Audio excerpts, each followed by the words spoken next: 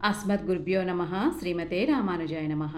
నేటి మంచి మాటలో చీమ, బాతు, హంస వీటిని చూసి మనం నేర్చుకునే లక్షణాలను తెలుసుకుందామా?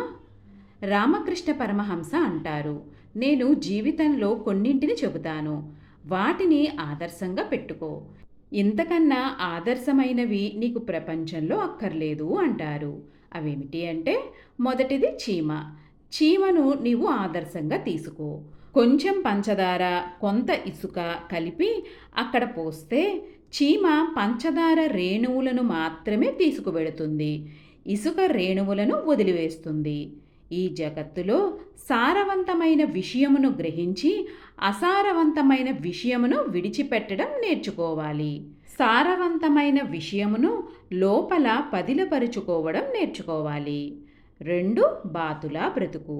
బాతు తెల్లగా ఉంటుంది, కానీ బాతు బురదలో ఉంటుంది. ఆ బాతు మీద బురద చుక్క వచ్చి పడుతుంది. అది శరీరమును దులుపుకుంటుంది, వెంటనే బురద చుక్క జారి కింద పడిపోతుంది.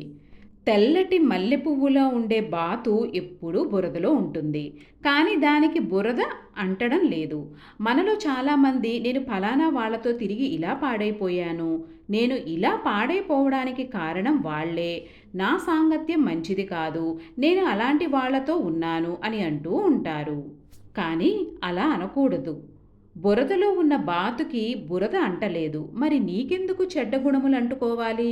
నీవు మనసులో స్వచ్ఛంగా ఉంటే ఇతరులను మార్చగలవేమో, కానీ ఇతరులు నిన్ను మార్చలేరు.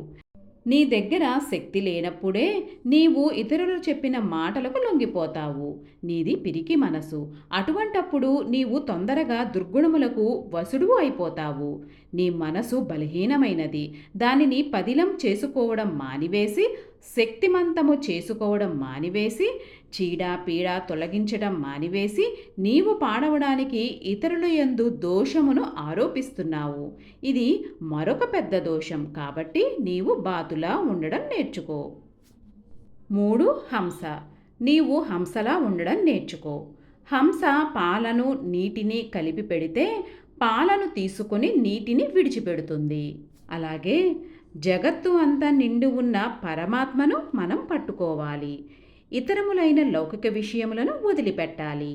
ఈ మూడింటిని అలవాటు చేసుకుంటే ఇంతకన్నా గొప్ప విషయం అక్కర్లేదు.